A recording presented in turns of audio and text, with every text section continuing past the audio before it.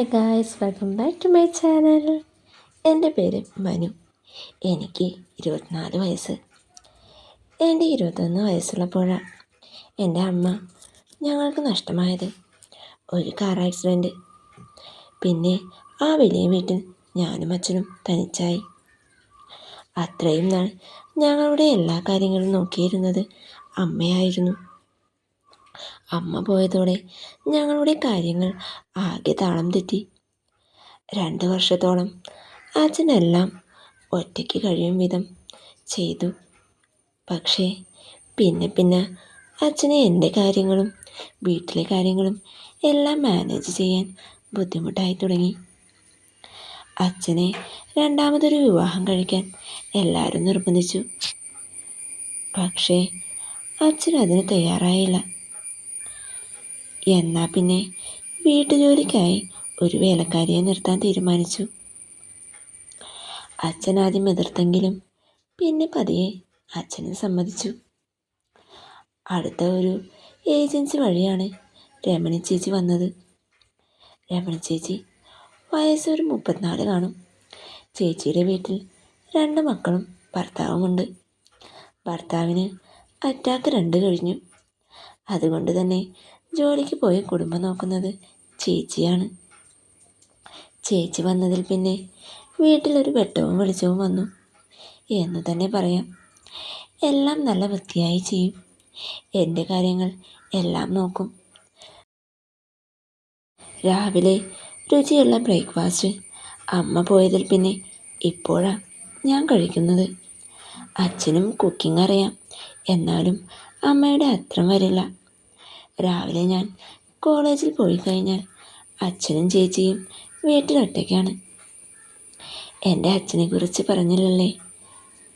എൻ്റെ അച്ഛൻ ഒരു ബിസിനസ്സുകാരനാണ്. അമ്മ ഉള്ളപ്പോൾ തന്നെ മറ്റു പെണ്ണുങ്ങളുമായി വഴിവിട്ട ബന്ധമുണ്ടായിരുന്നു. ഇതിൻ്റെ പേരിൽ അച്ഛനും അമ്മയും മിക്കപ്പോഴും വഴക്കാണ്.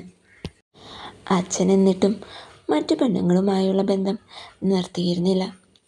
അമ്മയുടെ മരണശേഷം അച്ഛനെല്ലാം ഉപേക്ഷിച്ചു എന്ന് തോന്നുന്നു. അച്ഛനും ചേച്ചിയും പെട്ടെന്ന് തന്നെ കമ്പനിയായി. അച്ഛനെപ്പോഴും ഓരോന്നും പറഞ്ഞ് ചേച്ചിയെ റൂമിലേക്ക് വിളിക്കും. പിന്നെ കുറച്ച് കഴിഞ്ഞാണ് ചേച്ചി ഇറങ്ങിപ്പോകാറ്.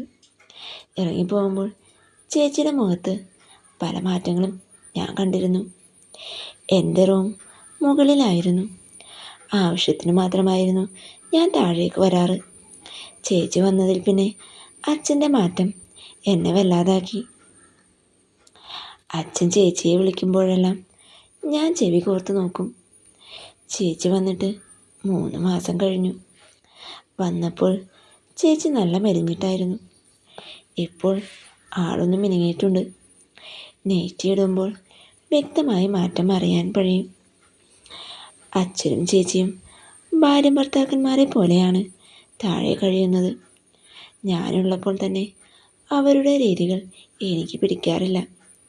അപ്പോൾ ഞാനില്ലാത്തപ്പോൾ എന്തായിരിക്കും ഇവിടുത്തെ അവസ്ഥ?